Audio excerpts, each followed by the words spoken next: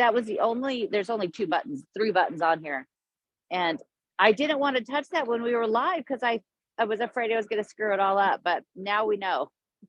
Now we know what the problem was. So I'm just actually sitting here. So I'll just sit here for a moment, give everybody a minute.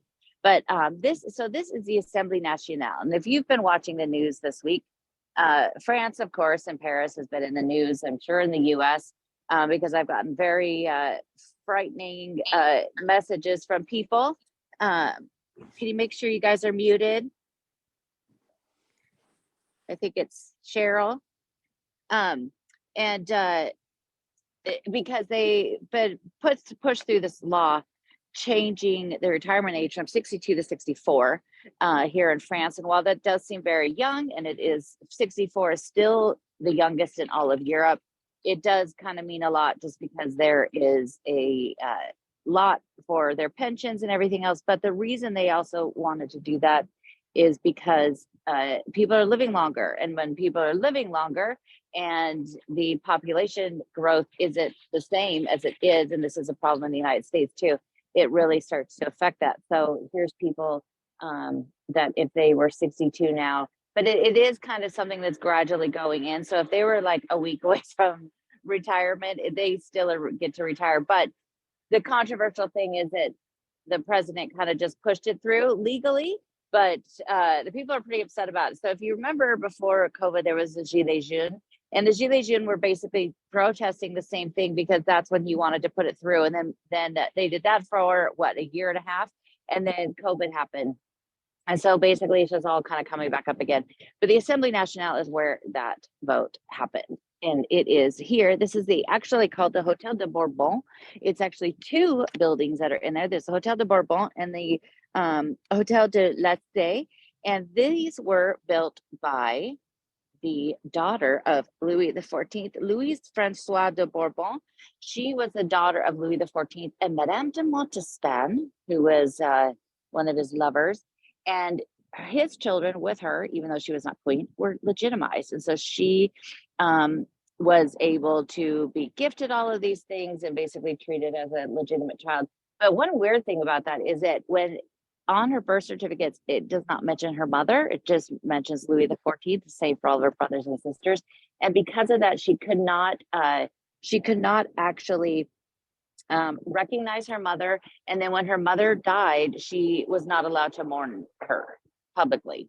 So kind of a weird little rule, but it was his second wife, Madame de Maintenon, who ended up convincing Louis to make those children legitimate. And so she ended up building a property here. That's why it's the Hotel de Bourbon. She built the property here. And she was here for about 20 years before she died in 1743. And then the Hotel de Massy, which is also in there, was built by her lover, the Marquise de Lassay. And she had been married before to this pretty horrible guy, but they had 9 children together. And then she ended up having her lover, and he had his own place next door. Now this place, you cannot go in it, except this is definitely a weekend of the patrimoine is one you could go into here. So, and it is amazing. It is absolutely stunning. It is one of those ones you better get here early. I think when I came a couple years ago, I got here an hour early to stand in line, and I was pretty much where that door is, and you go down the street. So the entrance is actually down the street, about a block away. So an American block, we should call it. But it is absolutely gorgeous in there. The Hotel de Lassay is the home of the president of the assembly. That's where they live. And it is really, really cool. Here you have the statue. This is the statue. It's of the law. And it was done in 1836. And it was done by Jean-Jacques Faucher. And it is really cool, especially on a sunny day. This is kind of great to come here on a Sunday because there's not that many people here. Yesterday when I walked through here, it looked like the firemen were building some sort of a wall in front of the door over here, but it looked like actually they must have been taking it down because it's gone today. And it was just kind of a permanent in place kind of a thing, not just a corrugated. But you can see here where the statue is. It's a really cool statue. and it's pretty quiet. So we're just really, if we walked down to the left, we cut it to the Les Invalides and the Pont Alexandre Trois. If we could go straight ahead through this building, we would be going right towards the Place de la Concorde, which has been where all of the action's taken place, but they've now ruled that they put a ban on assembling there or doing anything, but I guess some troublemakers got in there last night and did it anyway. But it's a really gorgeous building inside, and you should, if you're here in September, it's definitely one you should go check out. But all of this, I love this little place because this is the Place du Palais Bourbon, and I love all these little houses. We are in the 7th arrondissement. The 7th, you will also know when we're walking, you will not find big piles of garbage, because the 7th is one of the arrondissements that does private collectors, garbage collectors. So when there's the 6th, and there's quite a few other arrondissements, probably about 16, 17 out of the 20 are city garbage, and the city garbage is the problem. Madame Hidalgo, who everybody hates, is blocking that. But out my window this morning, if you saw my stories, I heard a noise, and I was like, what? Hark the angels sing? That sounds like a garbage truck. And I went down to the street, and it was one of the big American-sized garbage trucks, because most of them here are small. And they were picking up the garbage, and they only got like a third of the garbage off the street because there's so much on my street. See, you can see straight ahead, you see the obelisk there. So this is, I love these streets, because if you go down the street, cuts right through, and you're at Les Invalides, or you're right here at Place de la Concorde. If you walk along the Seine, it's a farther little walk. But here is a little store. Yesterday I went in there. There's a boutique of the National Assembly, and I replaced my books about the National Assembly, which in there, you know why else I love it? Because that's right, my main man, Eugène Delacroix, he painted the library, and also another whole entire salon that he did with allegories of peace and war and fortitude. But here's this little tiny crossroad here. These the police and the gendarme, which is the gendarme is the national police. They are everywhere around here. Okay, so here it is. Just think of that door, and I'll take you over there. We'll touch it. That door at number 81 is where the one and only, the amazing Julia Child lived when they came to Paris. Right there. I came here on my very first trip, and I touched the handle, feeling like maybe I'd, impart her spirit on me, because I just love her so much. There's no plaque there because nobody here in France really knows who she is. She's not a big figure in France. But the people, it's also kind of up to the people in the building if they want to put it on there. But they lived inside, so it was inside the courtyard.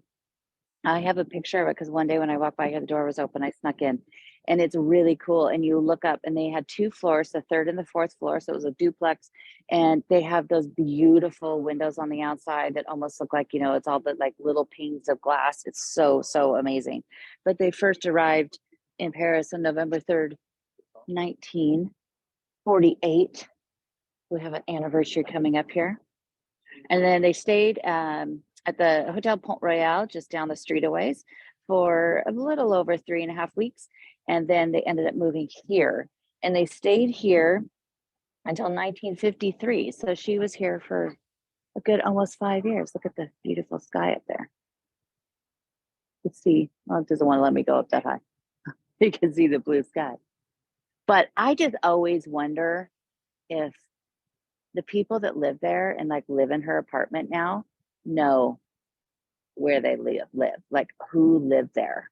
Like, do they know that they're sleeping in the same room that Julia Child, or better yet, that they're cooking in the same kitchen as Julia Child? Ugh. I wish I could just kind of stand here and then just be like, excuse me, do you live on? Okay, look, we could go. Should we just start buzzing everything? Excuse me. Boom, boom, boom, boom. Hello, open up. Maybe it's Madelon Hercules. I think let's say that's who it is. Or Juliet Vroom. Maybe she's the one. But look, here it is. I mean, honestly, they could have replaced this since she lived here, but I'm just going to pretend that it was hers. And she just booped. Well, probably didn't have a buzzer at that time, right? But I'm going to believe it because I just think it's so amazing. But look at these buildings. So I walk down this street a lot, but I walked down here quite a long time ago. And I remember just walking by and just being like, oh my God, these buildings are so amazing. So one building after another. They age anywhere from 17th century to pretty much the early 20th century, some of them. But just look at that, the details on that building. It's absolutely gorgeous. Go check it out. We're going to zigzag across. Hopefully I'm not going to get, they're pretty, they're very nice. They just leave you alone. Which way are they going? I don't know what the car's going. But, and then they have this big courtyard back here, which I don't think is attached to Julia. We'll just call it Julia's house. But look, there's blue sky now. It was raining earlier. It's chilly. But look at that's a pretty gorgeous little gate over there. But I don't know what's back in there. It must be something with the Assembly Nationale because when they have things crossed out. But we're just this close to Boulevard Saint-Germain. So once you kind of learn these little cross streets, it changes your life because you could just slide on through to the other side. But so the police, I always love the gendarmes because my grandma called all police gendarmes. And she'd say it in a very French way. So she would say, even like, you know, if I was driving, had to drive to Seattle for work or something, she'd be like, now watch out for the gendarmes. So every time I see the gendarmes, I start, look at all the pretty flowers. So tomorrow is the first day of spring. How about that? We made it. We made it. I hope it's getting nice wherever you guys are. It's been crazy weather there. But it looks like we're going to be in the 50s here. So this building right here, actually, let's go this way. I was going to go straight, but I'm going to take you by it. Because last Saturday, I shared a video because this is the former, oh, I can smell it, cigar. This is the former Ministry of Arms. And this is one of my favorite pictures my grandpa had. And I shared it last Saturday on the 11th. I shared it in my feed, but I also shared it. I made some videos about it. But here it is. So we're right on Boulevard Saint-Germain. And it has a very distinct pattern on it. And I was walking down the street and I thought, gosh, that looks familiar.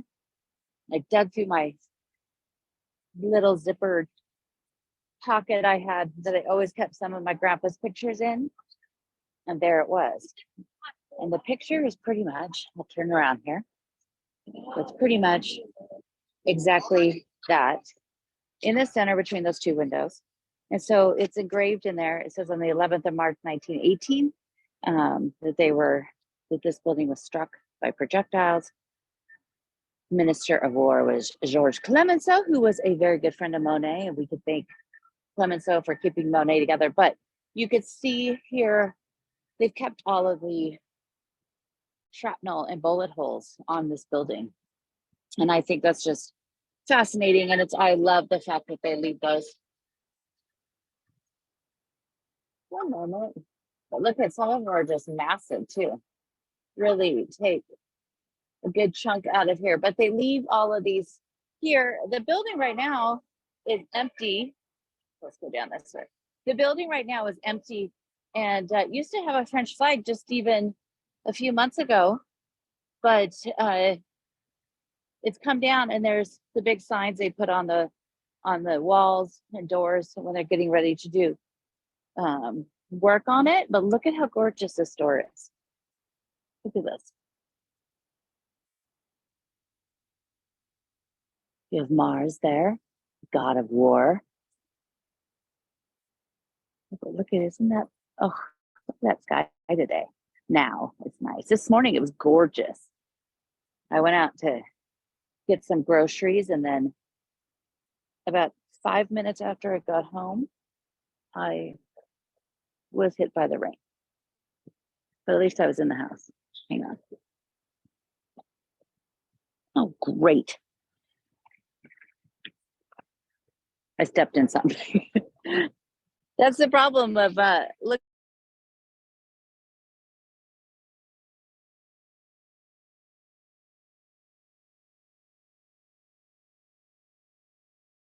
up. And pictures of it before, and everybody thinks it's like a pastry shop.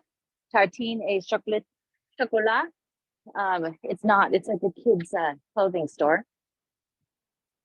But how cute is the name? Tartine et chocolat.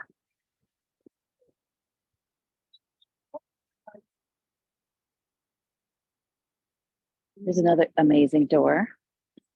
There's a lot because where we're going to, sorry, where we kind of head towards, we get closer to Science Po and some more of the university.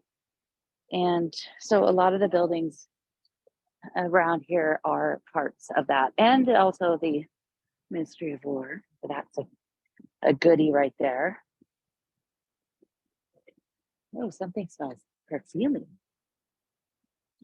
Rue de Loo Université turns into Rue Jacob, but it goes quite a ways. And there's some more really good stuff on it.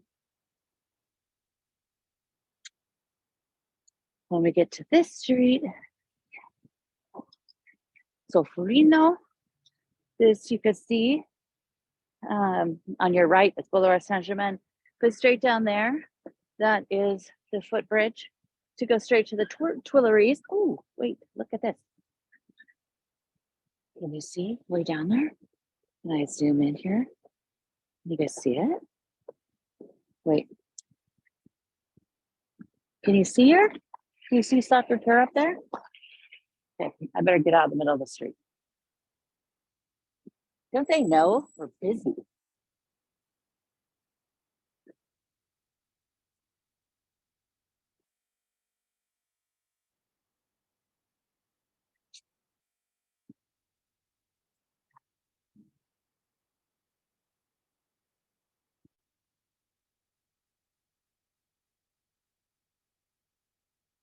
The Carrefour. The street here is one of those streets that on the left is number 86. And on our right is, hang on, they do this and it makes it really confusing when, because, you know, in the US, it's always the 63. So it's 63 on the right and 86 on the left. In the US, you know, it goes 1, 2, 3, 4, bounces back and forth. So I think here, because of the size of the buildings, it gets a little wonky, but it's hard when I'm planning this, because then I'm like, wait a minute, which building is where? So here, there's a little plaque up on this building. This is a really neat, this is a very old building. This is where Alphonse de Lamartine lived, and he was a romantic poet. He was one of the great romantic poets and a novelist. He lived there for a short period of time. He had a little a dalliance apparently with one of the ladies for Empress Eugenie.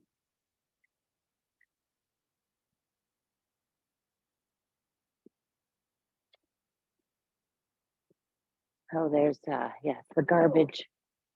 Garbage has been interesting, but starting to get a little stinky in places. Otherwise, you just kind of go around it. To this great one. This is the Hotel Hocor, and it is a Louis the 15th style, but look at that guy up there. Don't you wish I can just buzz all these doors to see in there? But this land here for pretty much quite a ways down was all owned by Jules Mansart. And Mansart, of course, was an architect known for his famous roof line he created, but he owned a huge, huge swath of this land here. And so they ended up taking it down and then building a lot of this.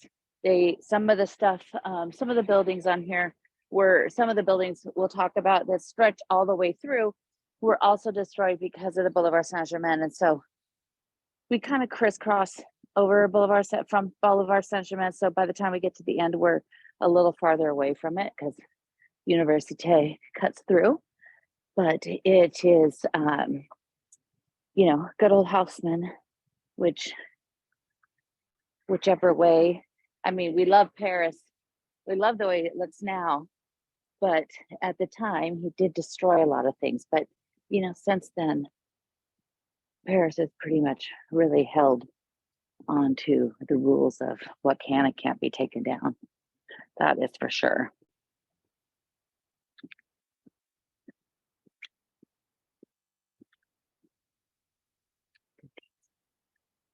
So nice and quiet. Oh, look at the details up there on those windows.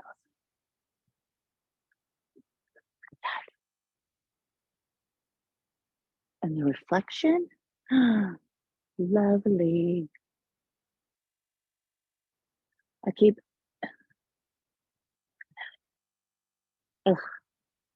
love it.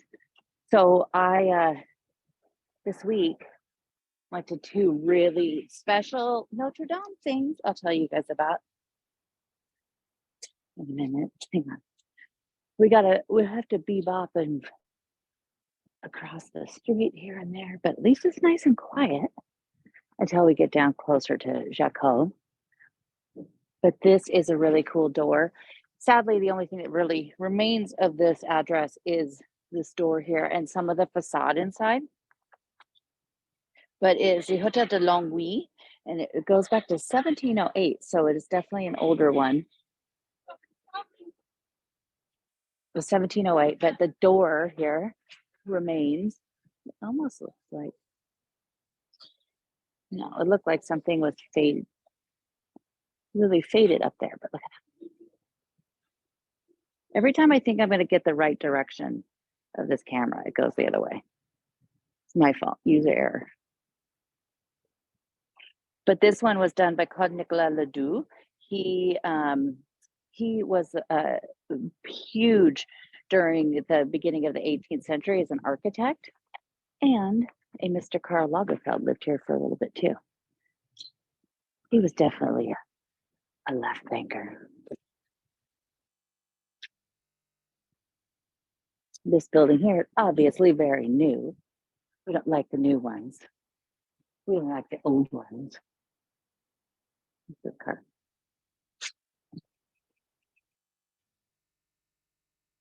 This little street up here is a lovely little cut through that gets you right over to the Musée d'Orsay. So sometimes when I'm walking to the Orsay, well, anywhere I walk, I sometimes take little different streets. So the street past this one is Verneuil, and that is on Rue de Verneuil. That is where Serge Gainsbourg. So I'm always making videos, posting how that's still not open. But then every once in a while I take this one, and that's when I found a lot of some of these cool things. So straight ahead, that is the Orsay. And on this side of the Orsay, this was all a hotel. And so when it opened at the beginning of the 20th century, it took less than 2 years to build, because the entire thing was pretty much made out of iron. They enclosed it, they basically wrapped it in stone so that it would fit in with the whole neighborhood. But because it was iron at that time, they learned with the Eiffel Tower how quickly you could put those things together, because you would just have them and basically drop them into place and put it together. But so they created it. We had over 100 hotel rooms in the Gare d'Orsay, and those were very fancy at the time because they had their own bathroom, and that was a big deal back then. But you can see it right here. Right, this side you really could tell if you're looking at it from this side of the Seine. It doesn't look as much like it was a hotel, but you could really get that impression here. It also was one of the very first train stations that had an elevator lift that you could put your luggage on. Couldn't really put people on it too, but you would put luggage on and send it down below. So that was pretty fancy back in the day. Another gorgeous door. Oh, look at that. I did it, guys. The right way. Okay, this one we're bouncing back and forth, but this building, so this building over here has been under construction for like 4 years. But I cannot find anything about it other than it's basically just you could live there, but it's fancy. But I don't think it's old. I don't think it's actually as old. So it's 1856. So that's not that old when you think of Paris.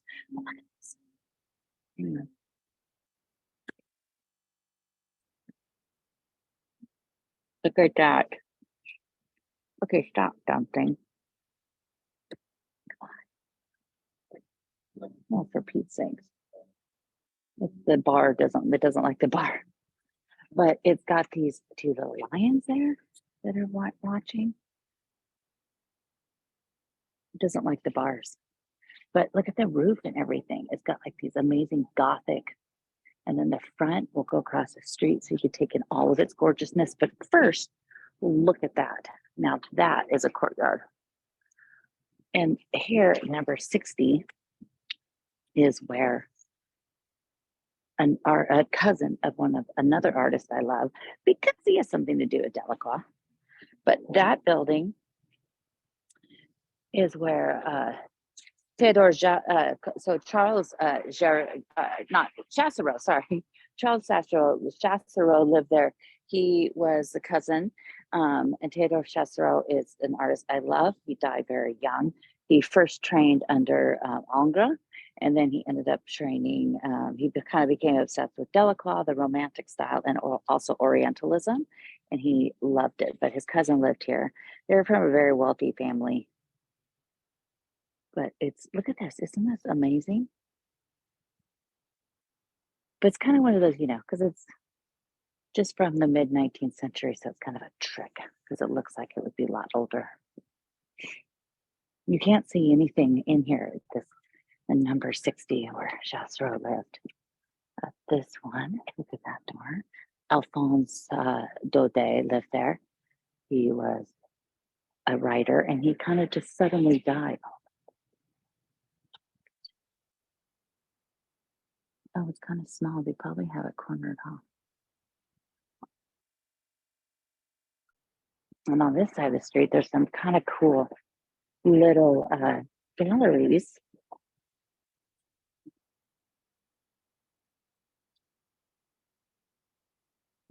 The red coat is back. It's warmed up enough that I don't have to wear my wool coat anymore. Hope it stays this way. Look at this one.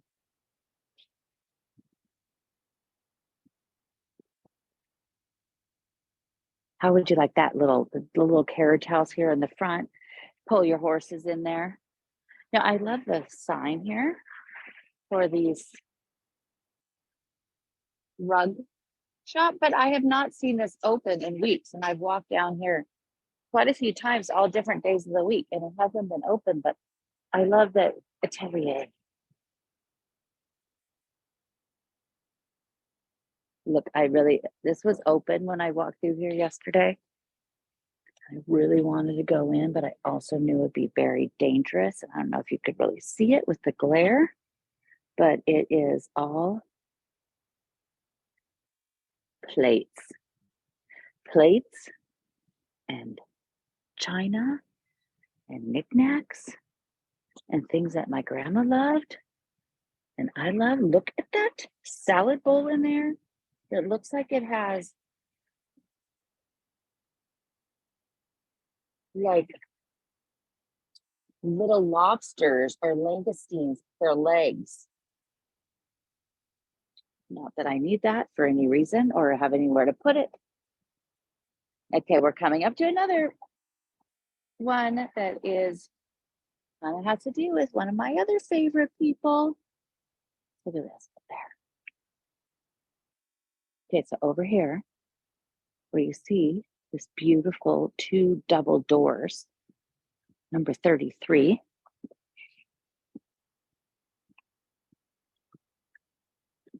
Oh, there's just some cute little lamps in there.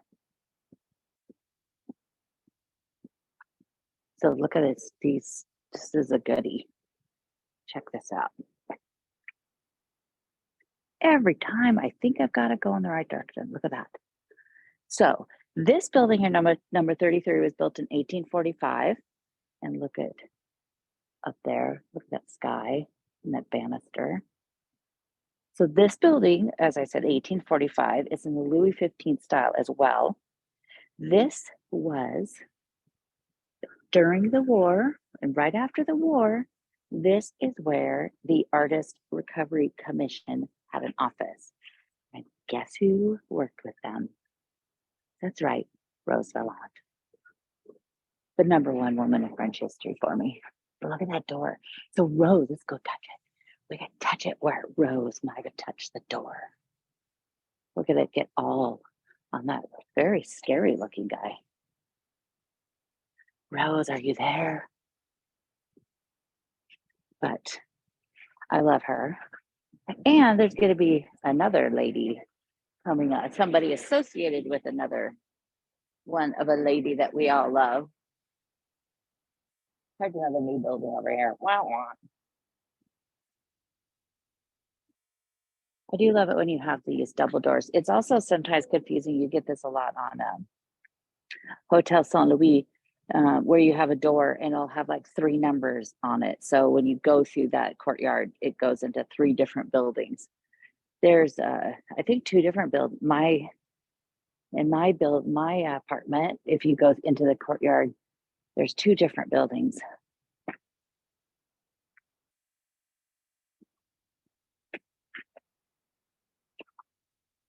Look at this.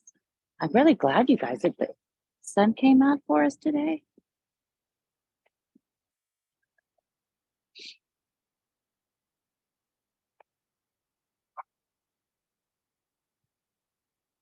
Right across. So this big building right up there with that gorgeous roof, that is number 25. That is where Alexander Dumas lived. He lived here for just 3 years or 2 years, 1829 to 1831. And this one, we're going to go over there, but it has this like a very high-end design store, and they have the most amazing, they're not really doors, but these bronze, and I can't find, and when I got here, I came out here earlier and was looking all over it trying to find like the artist's name or the foundry's name. I cannot find anything.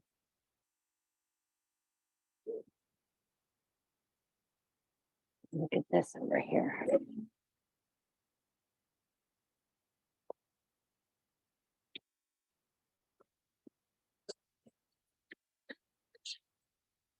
So I might have to get through getting across the street so you could really see it in all its glory. Look at these. They're really cool.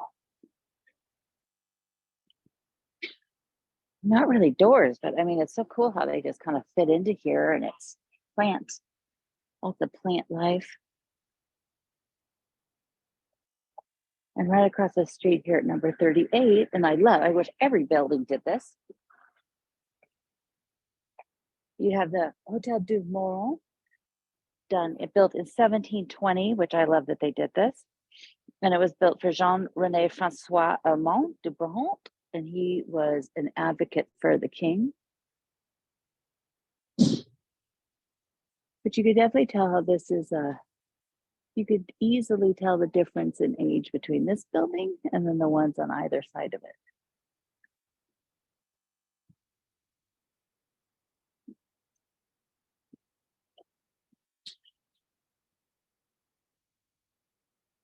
And then I'll go across the street. So here's another gorgeous red door. Oh, it's such a lovely day. So this up here is kind of misleading. It has this bas relief and a clock up there. And it is, and then it says it's for the Commerce Dido Botin.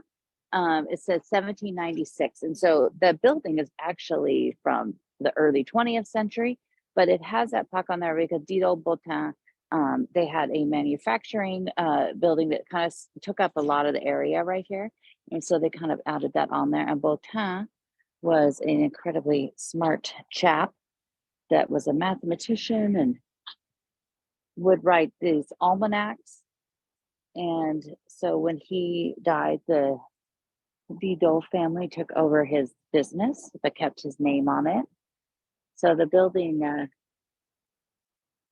although the building's from 1906, but you have that really great relief up there. This is kind of cool.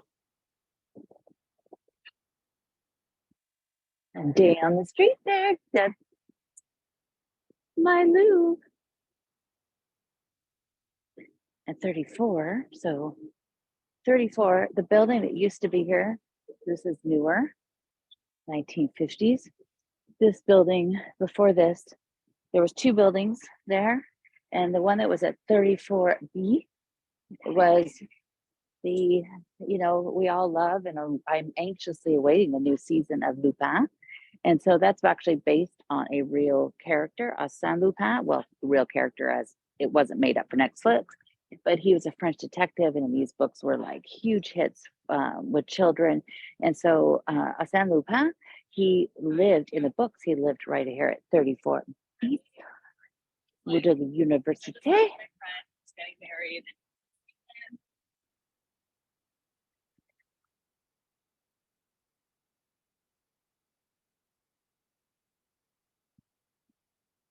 Oh, there's another goodie here.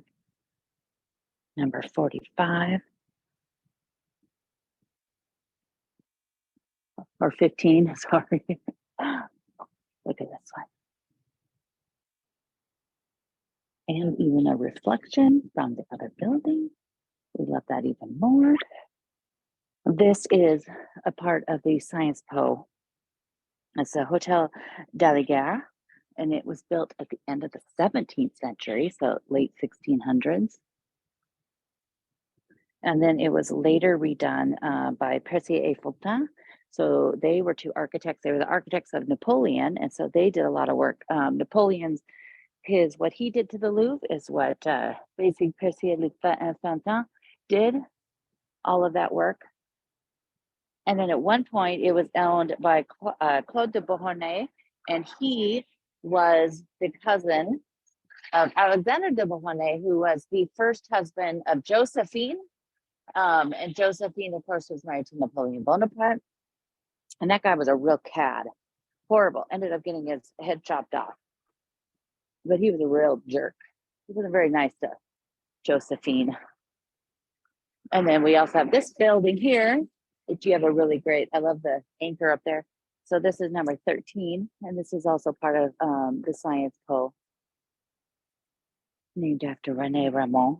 But this is a Hotel de Feydeau de Brou, and it's early 18th century. So look at the door up there. You see the man. And it was made for Marie-Anne Boisson, who was a widow of Denis Feydeau. And then the whole inside, pretty much most of it was demolished in 1871 or 1971. And then, but they kept the door and then part of the facade, but the whole inside, outside of the wall out there was completely redone. And then here, look at this one. This is another good one. Number 24, you might recognize those letters there, for Yves Saint Laurent. And the company itself moved in here about 10 years ago after they spent 4 years renovating it. But the door is really gorgeous. And this was called the Hotel de Saint-Hector, and it was 2 buildings back there, and they actually put them together. So it's much larger now, but they were put together in 1837. And so then Yves Saint Laurent moved in there and redid it all, moved in there 10 years ago. They also have a huge, another huge office down a little further, closer, probably about 2 blocks from where we started. Look at all, I love those details there of the railings. And then right behind us, so which one? It was one of these windows had, I'll show it from across the street first. But this one, 18 and 20, this was all considered one location at one point. And this is where another one of our gals kind of comes into play. But Claude Francois Chauveau-Lagarde, he lived here for a short period of time. He was the lawyer, might not be such a great lawyer, but he was the lawyer for Marie Antoinette and also for Charlotte Corday. And she killed Marat, which I want to do a podcast episode about soon. But he must not have been a very good lawyer because both of his clients were killed. But look at, these are gorgeous. And you could tell now that they are separated. But at one point it was all one because it does have some different details. But look at that. Look at that little, who wants to sit out there and have coffee in the morning? Or I wonder if they get any of the sun when the sun's higher in the summer, because that looks just perfect with those little topiaries. Oh, stop. Oh, so okay, yesterday, so the one here at 18 had the loveliest little art gallery in it, in the windows, but now it's all closed up. But this one, but look up here. Did you guys notice those wood shutters on the inside? I mean, that's when you know it's spendy. This is a great little restaurant right here, Le Parisien. Really lovely. They have a great little lunch menu. This is the Rue de Loo, which, you know, the restaurant that's down the street, Loo. That is where Hemingways came their very first night in Paris for dinner. But this whole area was part of that because it was also went right up to Saint-Germain-des-Prés. Another great building.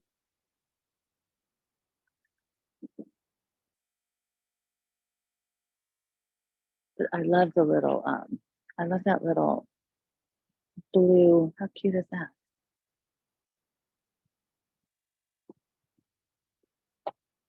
This is a really great place. And it's part of the Pavillon Hotel, Pavillon Saint-Germain. Oh, this place. Time to take down the old Christmas decorations. It is funny that we will still find Christmas trees in the street for months. I think last year I saw one in October. And my question is that we all live in pretty small apartments, and these are like a lot of small trees. So, you know, if you're living in a huge apartment, you think you'd have a bigger tree. But these are all small trees, and they where are they keeping them? I mean, my apartment's small. I had to go down yesterday in the morning to throw out garbage because I was embarrassed to put it out on the street, but got picked up today. But wouldn't be able to have a tree hanging around in my tiny place.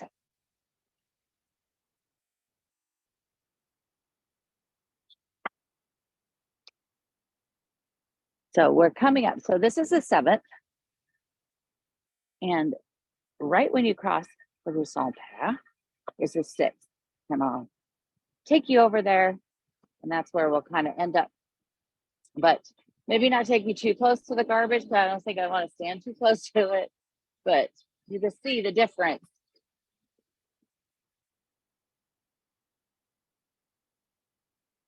between the two different arrondissements. The striking difference between the two. So this is the Rue Saint-Père. The Rue Saint-Père here, right here, this is the medical school. When they updated and moved it over here, because it used to be an Odeon. But it is a pretty huge building with bas-reliefs on it. If you go up there, then that's Saint-Germain. I stayed on this street a few winters ago.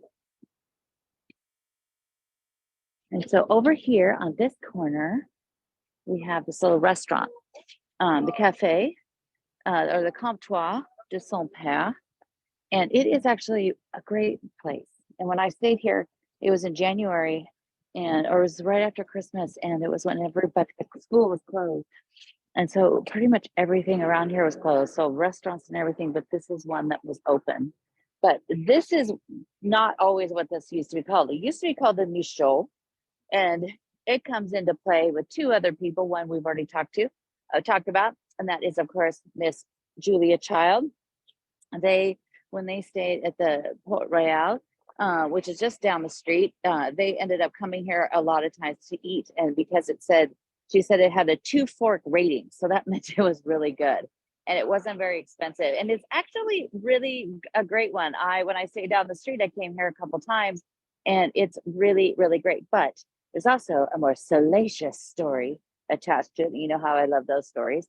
But this is a restaurant, and if you've read Movable Feast, where hopefully everybody has, and everybody's read the restored edition, because that's the only one you should read. But this is where, in the second to last chapter, chapter 19, this is where F. Scott Fitzgerald and Hemingway came. And they came here for lunch, and Hemingway wrote in the book that he was basically annoyed that he didn't prepare for lunch, like he didn't have whiskey before he came. So I guess before you go to lunch, you need to have a drink just to get through lunch. I mean, I've had dates where I have a drink before I go, but I didn't know you needed to do that lunch. But he said that he was kind of annoyed because F. Scott was just a little too sober for their lunch. But they started talking, and F. Scott Fitzgerald was saying how he really had only ever been with one other woman before Zelda. And Zelda was trying to tell him that he was too small. And you could figure out what I mean by that. And so he was talking to Hemingway about it. And Hemingway said, well, let's just go down to the closet. So they went downstairs to the water closet, to the bathroom. And F. Scott took his pants down, and Hemingway said, no. He's like, well, let's go over to the Louvre. And he goes, it's just around the corner. We'll go down to the Louvre, and we'll look at the statues there, and you'll see that you're actually just fine, which I don't really know if that's the greatest idea, because if you go to the Louvre and you see those statues, they're not that impressive in that way. So he said, let's go down the Louvre. And so they did. They actually walked over to the Louvre, and then he looked at him, and then Hemingway said, have you been here before? And he said, no. And he's like, well, do you want to look at any paintings or anything else other than the Mona Lisa? And F. Scott said, no, let's go to the Ritz. So they ended up going to the Ritz and having a drink. But I love that, mostly because Hemingway was in the Louvre, and then he was getting annoyed because F. Scott didn't want to look at the art. And that just puts everything in my life in a line. But it is kind of a funny story. So this is the restaurant right here, because this was later on. Zelda did not like Hemingway. She even tried to allude that she thought that they were gay, F. Scott and Hemingway, and they were having some sort of an affair, but she just hated him from the beginning, and that he did not like her either. So, Zelda gets a bad rap in a lot of ways, but she also wasn't the easiest person. So here we are. Look at this. This is lovely. So it's also because of school. It depends on what's in your neighborhood. I'm around a whole lot of restaurants, and so my garbage was really bad. But they only got like a third of the garbage off the street in my neighborhood. And the really big mess is still there and hasn't changed at all. But so that's kind of it, guys, for the walk today. But I did also want to make a little announcement. I'm going to change some stuff that I am doing on the walk, and we'll still do one next Sunday.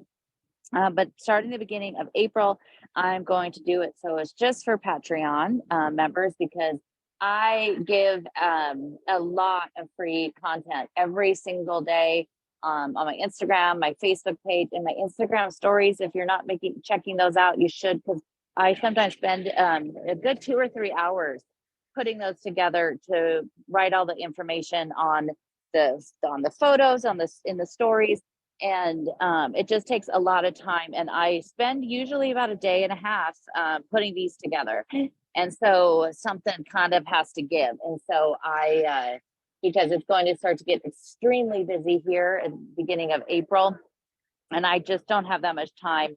So I'm going to change it up a little. We're going to do it just for Patreon members. So I hope if you're not one, you will join it, and you could be on here. I will record the videos, and they'll be for Patreons to see. And then after about 10 days, I will put them up open to the public on my YouTube. But at first, they're just going to be for Patreon members. And so I hope that you can join me, and hope you understand. I definitely give out more free content than pretty much anybody else that does content about Paris between the videos. My videos that I post also in my stories and on my Instagram. And so I hope that you guys follow over and become members of my Patreon, so that you could still see this every week. And then I could bring even more cool things to share with you guys. So that won't start. We'll do a regular one next Sunday, and then beginning of April, I'll change it. So if you're a Patreon member, make sure I'll always post it in the Patreon, and you'll get it as an email with the link on it and everything. And I have been able to figure out how to do this through Zoom, or not Zoom, YouTube. And so it'll be a private link for YouTube. And so we will start that at that point too. So that'll be great. So you don't have to do it on Zoom. And then hopefully it's a little easier, so I could actually see, I can't see comments when we're doing this. And so hopefully you guys will enjoy that and join me over there. So, and if you're not signed up for my newsletter, because I probably spend a good 6 hours putting that together each week too. So I just definitely, and I kind of need to actually have at least some time that I am not working. And so it's, and with tours, the amount of tours coming up, it's going to be difficult. So I hope you guys understand and then join us over there. I know many of you are already on my Patreon, and I appreciate that so much. And also, I really want to say a thank you to everybody that commented and saw my post yesterday, because yesterday was my 2-year anniversary of being told I had cancer. So, the form of leukemia I have is, I will basically have to say that I have cancer for the rest of my life. You don't really go into remission. The only thing that could change is maybe I can come off the medication, but only about 20% of the people are actually able to do that. It's an insanely expensive medication, but if it keeps me alive, then that's good. But I just want to say thank you to everybody. I appreciate everybody. I just remember that first live video we did beginning of April, after I was finally home from the hospital and felt a little bit better and up to it. It just meant a lot to me, and it means a lot to me, all of your sweet comments and your support and everything as well. So I just wanted to say thank you for that. Tomorrow on the podcast is the second part of our episode about Violette Nazaire. She was the one who was a teenager and decided she didn't like her parents very much and decided to do something about it. So this next tomorrow is all about her trial and everything that happened there, and what happened for the rest of her life. So it's a really interesting one.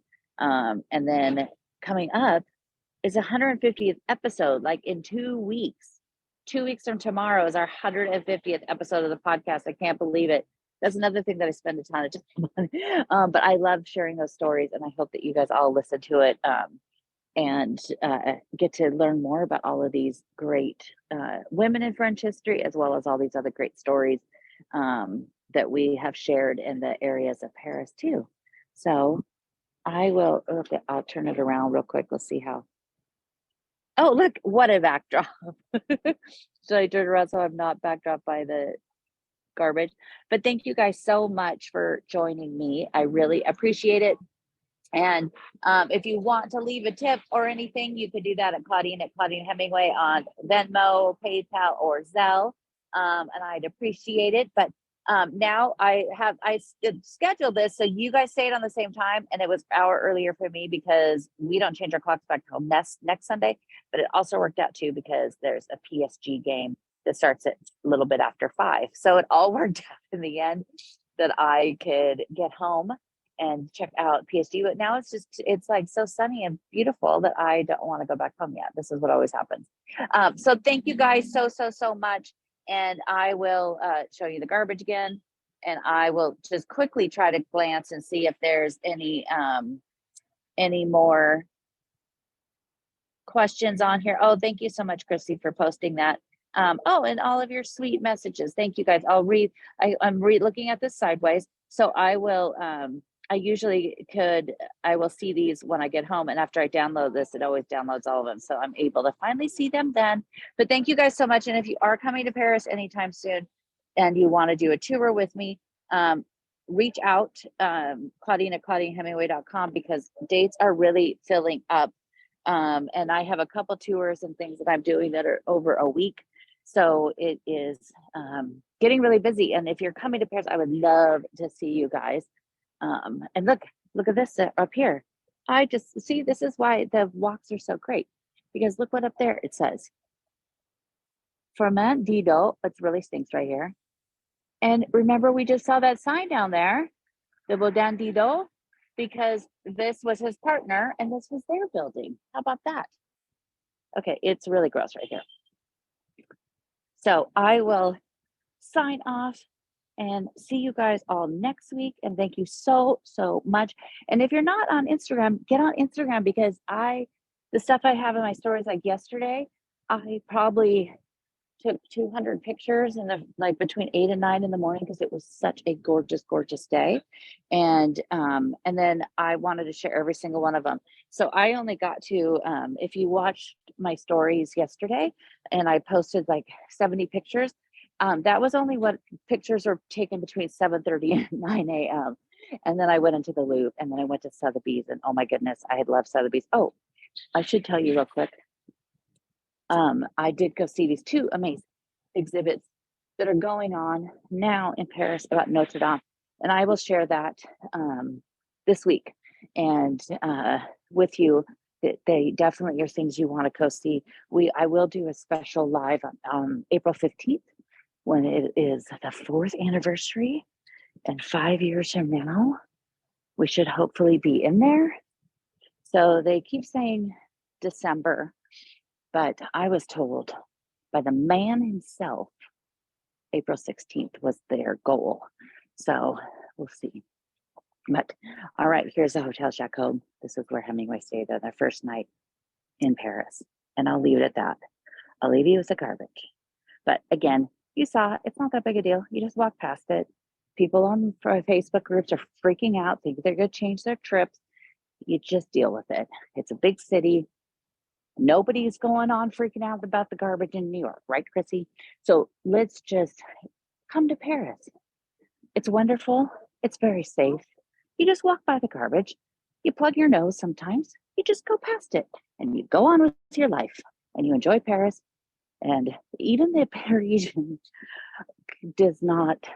the garbage does not stop them from sitting in a cafe, having a glass of wine in front of giant piles of garbage.